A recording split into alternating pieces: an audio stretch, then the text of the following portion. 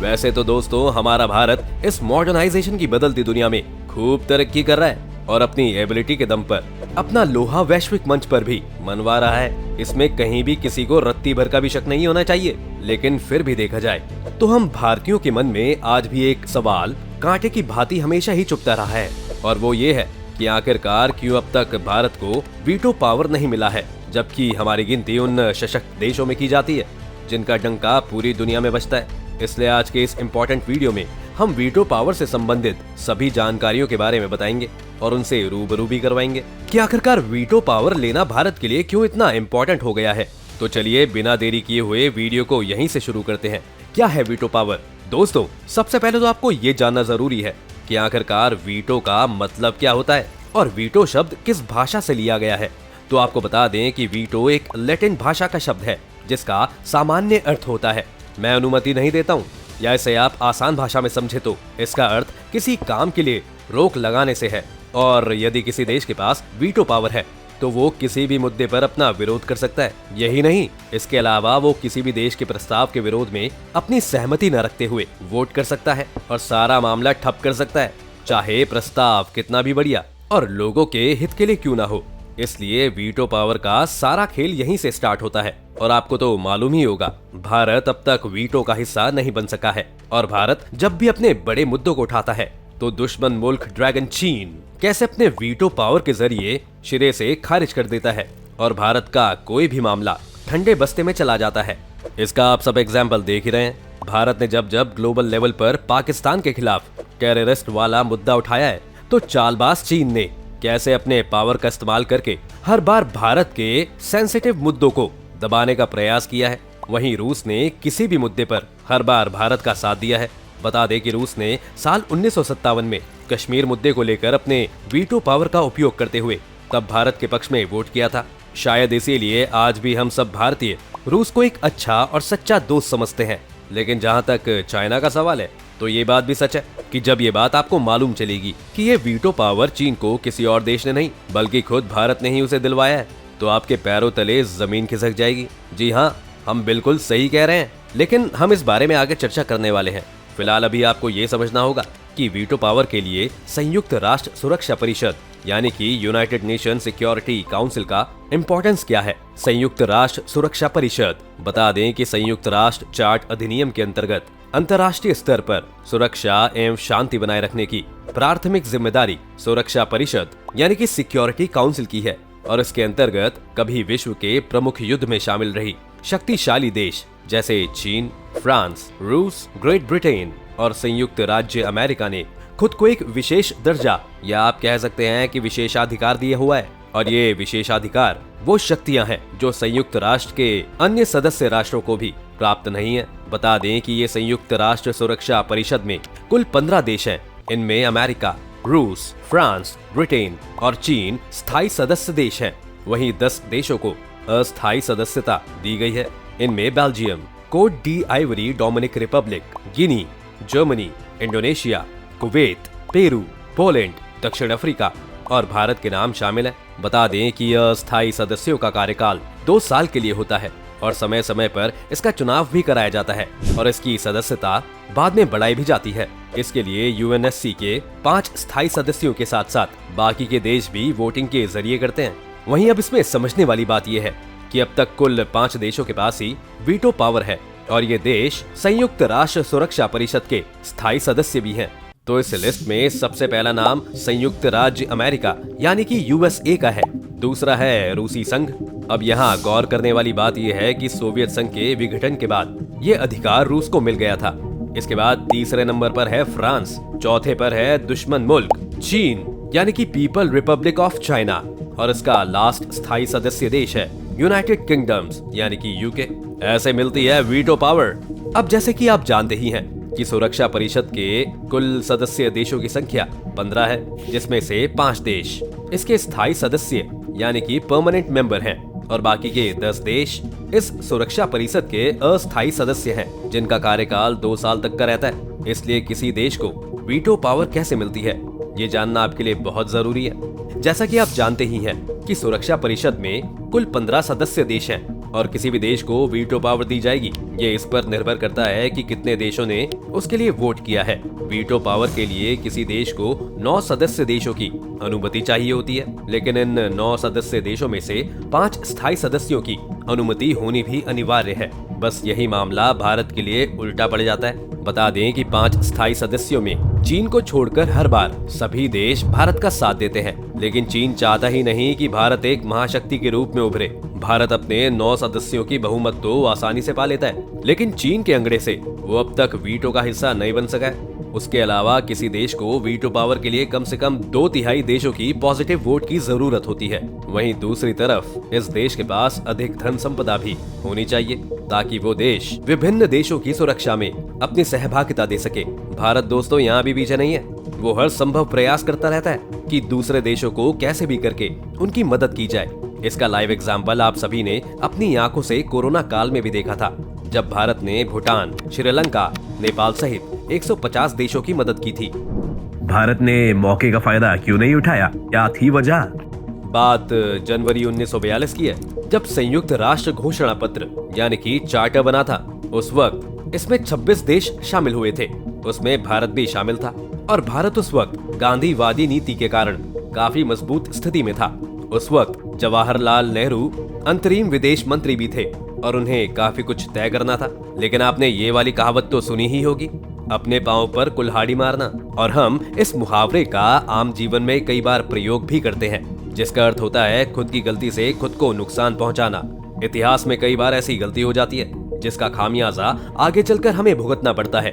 बता दें कि आज से करीब 73 साल पहले ऐसी ही गलती भारत से हुई थी, और जिस चीन को भारत ने अपना दोस्त समझा था और उसे वीटो पावर दिलवाई थी, वर्तमान में वही चीन कई मौकों पर भारत को न सिर्फ आंखें दिखाते रहता है, बल्कि उस पर वार करने की भी ताक में रहता है। लेकिन मोदी सरकार देश की पहली ऐसी सरकार मानी जाती है जिसमें नेहरू के समाजवाद की कोई भी छाप नहीं दिखती है, और मोदी सरकार कड़े फैसले लेने के लिए मानी जा रही है। धारा 370 और 35A, पुलवामा में हुए ब्लास्ट का बदला, सर्जिकल स्ट्राइक, ट्रिपल तलाक जैसे कई कड़े फैसले शामिल हैं, जिसमें वर्तमान मोदी सरकार खूब लोगों से वाहवाही लूट रही है। और लूटे भी क्यों ना, क्योंकि उसने काम ही ऐसा किया है। लेकिन देश के पहले प्रधानमंत्री जवाहरलाल नेहरू ने जो किया वो आश्चर्यचकित कर देने वाला था। नो डाउट नेहरू ने अपने समय में कई और भी अच्छे काम किए हैं, तभी शायद कांग्रेस नेहरू को आधुनिक भारत का निर्माता भी कहते हैं। लेकिन अगर इतिहास को उठाकर देखें तो जवाहरलाल नेहरू पर निशाना साधते हुए वर्तमान सरकार कई बार आरोप लगाती रहती है, चाहे वो फिर कश्मीर को लेकर नेहरू की नीतियों की बात हो या नेहरू की विदेश नीति का मुद्दा हो। कई बार ये भी दावा किया गया है कि जवाहरलाल नेहरू की गलती की वजह से भारत ने संयुक्त राष्ट्र की सुरक्षा परिषद की स्थायी सदस्यता ठुकराई थी और अपनी जगह ये स्थान चीन को दे दिया। बात जनवरी 1942 की है, जब संयुक्त राष्ट्र घोषणा पत्र बना था। उस वक्त इसमें 26 देश शामिल हुए थे, उसमें भारत के भी साइन हुए थे। और जैसा कि मैंने बताया था कि भारत उस वक्त काफी मजबूत स्थिति में था और विदेश मंत्री नेहरू को काफी कुछ तय करना था। लेकिन चीन में उस वक्त गृह युद्ध चल रहा था। एक तरफ तो चियांग काई शेक की कुओमिंतांग पार्टी और दूसरी तरफ माओ त्से तुंग की कम्युनिस्ट पार्टी थी। इस गृह युद्ध के बाद अमेरिका और बाकी देशों ने राष्ट्रवादी सरकार चियांग काई शेक को मान्यता दे दी। बाद में माओ त्से तुंग भागकर ताइवान चले गए और वहां जाकर सरकार बना ली और बखेड़ा खड़ा हो गया। बात ये थी कि क्या चीन को ताइवान की सीट दे दी जाए, लेकिन अमेरिका ये सोचता रहा कि रूस के रूप में पहले से ही एक कम्युनिस्ट देश सिक्योरिटी काउंसिल में बैठा हुआ है, बावजूद इसके वो सिक्योरिटी काउंसिल का बहिष्कार कर रहा था। लेकिन स्थायी सदस्य होने के नाते उस पर कार्रवाई भी नहीं की जा सकती। ऐसे में क्या चीन को लाना सही होगा या गलत? अमेरिका के लिए ये उस वक्त बहुत बड़ा मुद्दा बन गया था। इधर तब उस टाइम सिक्योरिटी काउंसिल में हमारे प्रतिनिधि BN राव थे और UNSC के प्रेसिडेंट भी थे।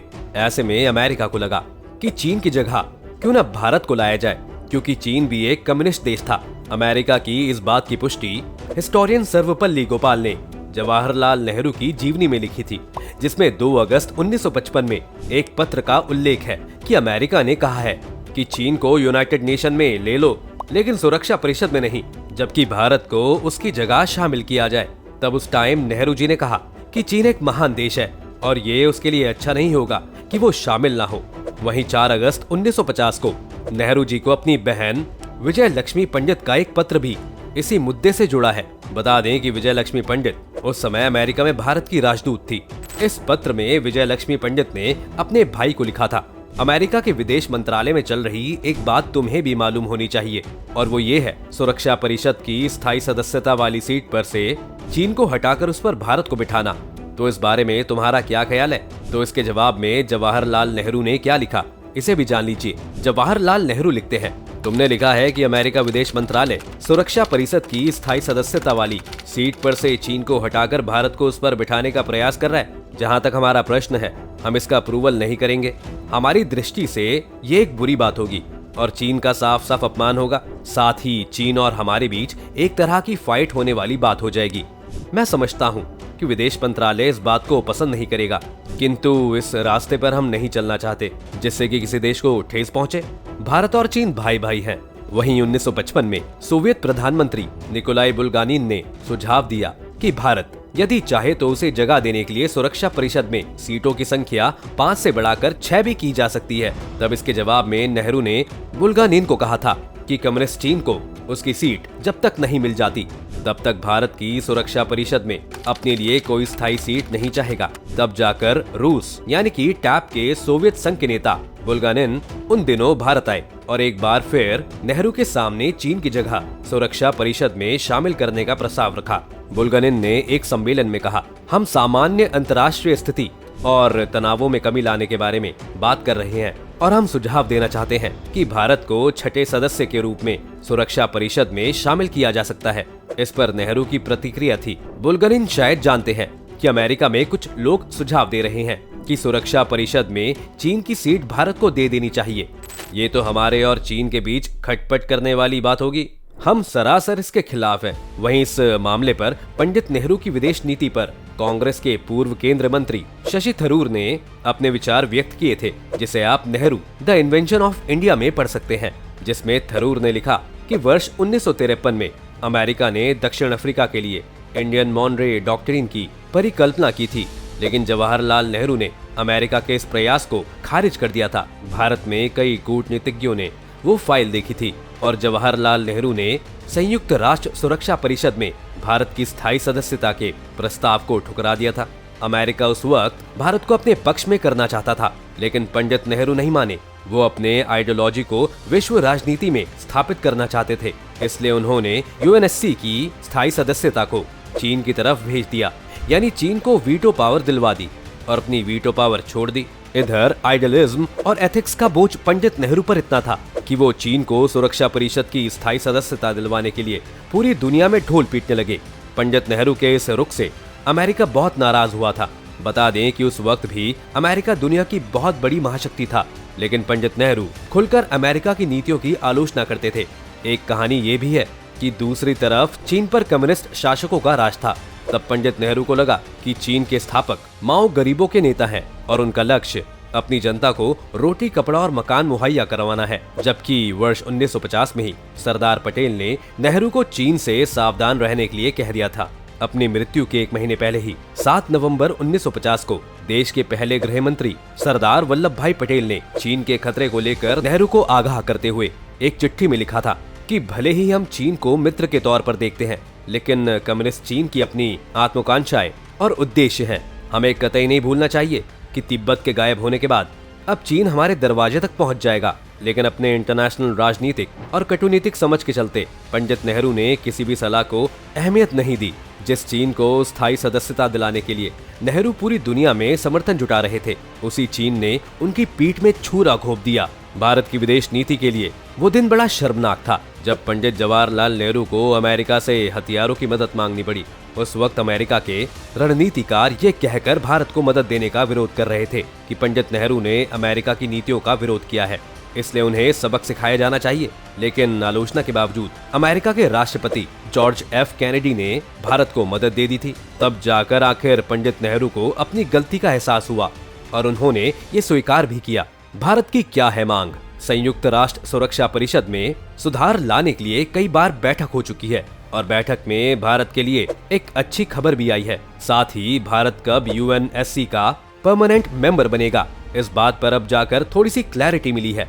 इस बैठक में 3 बड़े देश फ्रांस, ब्रिटेन और संयुक्त अरब एमिरेट्स ने भारत को परमानेंट मेंबर बनाने के लिए सपोर्ट किया है, जबकि रूस के विदेश मंत्री पहले ही भारत के पक्ष में आवाज उठा चुके हैं और अमेरिकी राष्ट्रपति ने भी भारत परमानेंट मेंबर बनना चाहिए इस बात के लिए सहमति दी है।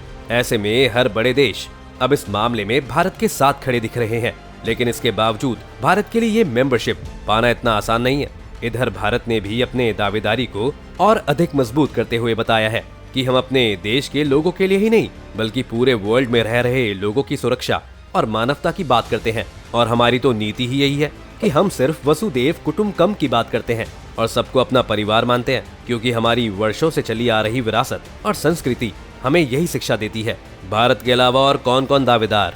दोस्तों, अगर आप ये सोच रहे हैं कि भारत वीटो लेने में सबसे आगे है तो आप बिल्कुल ठीक समझ रहे हैं, क्योंकि बाकी के सदस्य देश भारत का समर्थन करते हैं, लेकिन चालबाज चाइना की वजह से पूरा मामला पोपट हो जाता है। फिर भी देखा जाए तो भारत के अलावा ब्राजील, साउथ अफ्रीका, जापान और जर्मनी भी संयुक्त राष्ट्र सुरक्षा परिषद में स्थायी सदस्यता पर मजबूत दावेदारी पेश करते हैं। इसलिए भारत भी इन देशों को कभी हल्के में नहीं लेता है कि इस P5 सदस्य ने सबसे अधिक वीटो का उपयोग किया है।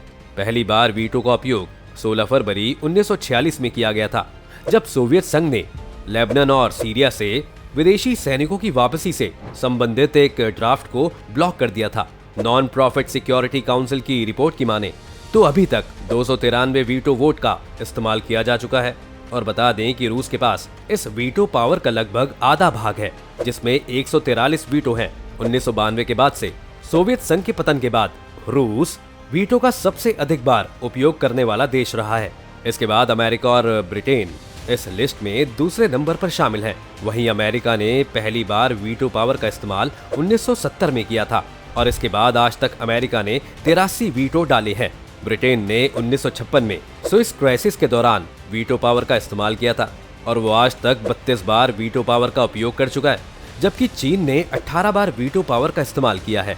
इस काउंटिंग में चीन गणराज्य यानी रिपब्लिक ऑफ चाइना द्वारा अब तक एक वीटो का उपयोग किया गया था, जबकि बाकी 17 को पीपल्स रिपब्लिक ऑफ चाइना द्वारा इस्तेमाल किया गया है। वहीं फ्रांस ने पहली बार 1946 में वीटो पावर लागू किया था और अब तक 17 बार उसने इस विशेषाधिकार का इस्तेमाल किया हुआ है। 3 बार किया जा सकता है प्रस्ताव पेश। बता दें कि सुरक्षा परिषद में यदि कोई प्रस्ताव आता है तो वो प्रस्ताव संयुक्त राष्ट्र सुरक्षा परिषद के 5 स्थायी सदस्य देशों की अनुमति पर ही पास होता है, और यदि वीटो पावर प्राप्त इन देशों में से किसी भी एक देश ने अपनी वीटो पावर का इस्तेमाल कर दिया तो वो प्रस्ताव वहीं पर निरस्त हो जाएगा। साथ ही सुरक्षा परिषद में कोई भी प्रस्ताव केवल 3 बार पेश किया जा सकता है, और यदि इस प्रस्ताव में 3 बार किसी वीटो का उपयोग किया जाता है तो वो प्रस्ताव फिर भी सुरक्षा परिषद में पेश नहीं किया जाएगा। और ये बात वीटो की सबसे प्रमुख बातों में से एक है, जिसे बहुत कम लोग जानते हैं। तो दोस्तों, ये थी वीटो पावर से संबंधित सभी इंपॉर्टेंट जानकारियां। आपको कैसी लगी हमें कमेंट बॉक्स में जरूर बताइएगा। और सबसे महत्वपूर्ण बात, वर्तमान भारत सरकार क्या वीटो पावर ले पाएगी या नहीं, हमें अपनी राय कमेंट में जरूर बताइएगा। साथ ही चैनल को सब्सक्राइब करके बेल आइकन दबाना बिल्कुल ना भूलिएगा, क्योंकि आपके लिए हम ऐसी ही जानकारी से संबंधित अच्छी वीडियोस लाते रहेंगे। धन्यवाद।